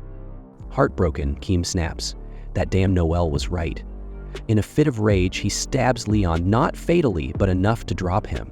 "I always envied you, Leon, but I guess I just wanted to be free." Cue Dantalion's return for round 2. But this time, Blue Beyond arrives. Noel and Koga take the lead. Koga attacks with precision, striking before Dantalion can even think to dodge. How? Noel trained him to fight with a blank mind, turning the beast's mind-reading power into a weakness. Noel himself fires a Garma bullet, worth a whopping 10 million fil, straight into Dantalion's chest. The beast is stunned, but far from finished. Desperate to stop Noel's mind-bending tactics, Dantalion rips out its own third eye. Yes, really. But just as it charges, Alma charges at the Dantalion, looking like she's about to take it down head-on. But instead of attacking, she uses her new Phantom skill, a fancy upgrade she unlocked after leveling up. This ability lets her go intangible once a day, so she phases through the Dantalion's counterattack like a ghost. While the Dantalion's guard is down, Alma follows up with a quick attack, blowing a massive hole through its chest. The monster drops like a sack of bricks, the abyss is cleared, and Noel's team wins the competition. But wait, there's more. Koga levels up from the fight, putting him on par with Alma and Noel. Naturally, he wastes no time rubbing it in Alma's face, because of course, men can't help flexing when they get the upper hand. As the team celebrates, Keem barges in, connecting the dots on Noel's little scheme. And Noel? Oh, he doesn't even try to deny it. Instead, he brags about rigging the competition by choosing the Dantalion and sending fake letters to drag the Winged Knights into this mess. Keem, understandably pissed, grabs Noel by the collar, but Noel claps back, blaming the Winged Knights for their own downfall. Turns out Leon's talent overshadowed the rest of the team, breeding envy that Noel encouraged. As for Keem, Noel claims Leon's lack of trust in him caused the betrayal in the first place. Before things escalate, Harold announces the results. Noel's team wins, and the Winged Knights are officially disbanded. Fans across the capital are heartbroken, while Ophelia quits being a seeker altogether, and Vaclav wastes no time joining another party. Meanwhile, Noel visits Hugo in prison to share the news. Hugo calls Noel out for breaking up one of the last good parties, but Noel shrugs, saying the group was doomed anyway. His next move? Recruiting Hugo and Leon. Confidence much? Elsewhere, Keem drowns in guilt and booze, but a wise bartender gives him a reality check. Fix things with Leon or keep wasting your life. Realizing he's been running from his mistakes, Keem decides it's time to face Leon and clear the air. Meanwhile, Leon's hit rock bottom, and Edgar, the local scumbag, is loving every second of it. Edgar corners Leon in a dark alley with his buddies, ready to beat him up. Why? Because he's always hated Leon. Leon's the golden boy with a perfect reputation, everything Edgar wishes he could be, while Edgar is just, well, a scumbag. With the Winged Knights disbanded and Leon feeling defeated, Edgar thinks it's his time to shine. But just before he can land a punch, Noel and his crew show up, taking down Edgar's goons like they're nothing. Edgar freaks out, yelling at Noel, "What the hell are you doing here?" Noel, being the smooth talker he is, casually responds, "Oh, I was just out for a walk." Edgar doesn't buy it and tells him to get lost, but Noel's not having any of that. "Watch your mouth," he warns, and that's all it takes for Edgar to lose it. He tries to fight Noel, but his friends aren't stupid. They see Noel's crew is way stronger and ditch him, leaving Edgar alone to face the consequences. Noel decides it's time to teach Edgar some respect. He slashes off a chunk of Edgar's nose, stomps on it with his boot, and yanks him by the hair. As Edgar screams in agony, Noel threatens to trim the rest of his face and anyone close to him if he ever pulls this stunt again. Terrified, Edgar swears to back off and hurries away. With Edgar gone, Noel turns to Leon and makes an offer. Join his clan. Leon is shocked. Noel even offers to make him vice master if he agrees, but Leon refuses, blaming Noel for destroying the Winged Knights. Noel doesn't deny it, but points out that the Winged Knights were always doomed. Leon's talent was so far above his teammates that jealousy was inevitable. The group stayed together out of loyalty, but cracks were always there, just waiting to break. Leon reluctantly admits Noel's right, but still can't bring himself to betray the Winged Knights. Noel pushes further, asking if Leon really wants to stop fighting. If Leon quits, the Winged Knight's name will fade into history, but if he joins Noel's clan, he can keep their legacy alive, even if people call him a traitor. Leon asks Noel why he became a Seeker in the first place. Without hesitation, Noel says he wants to be the greatest Seeker of all time, no matter what. Noel's conviction convinces Leon to join, but he warns Noel, if he doesn't follow through on his promise, Leon will never forgive him. The two shake hands, sealing the deal, and walk out of the alley together, now part of the same clan. Meanwhile, Marion and Harold are talking it over. Marion thinks Noel's a snake. He destroyed the Winged Knights and then recruited their leader. Harold admits it's not the most ethical move, but it worked. They've got a powerful new team. Their next mission? A level 9 abyss with the ghost-controlling wolf, Garm. As Noel and his new crew, including Leon, walk through the city, people start whispering. Some call Leon a hypocrite for teaming up with the guy who destroyed the Winged Knights. Noel tells him, don't worry about it. Once you show what you can do, no one will dare talk trash. Just as Leon starts to relax, Keem pops up, absolutely furious. He starts yelling that everything is Noel's fault and threatens to kill him. Leon steps in trying to calm Keem down, but Keem's not having it. He calls Leon a traitor and says if Leon wants to protect Noel so badly, he'll have to fight him first. Keem attacks, but Leon starts noticing something's off. Mid-fight, Keem's smirking, and it turns out he's just trying to make Leon look good in front of the crowd. Leon knocks Keem out in a dramatic but not deadly way, and the crowd goes wild, praising Leon's skill.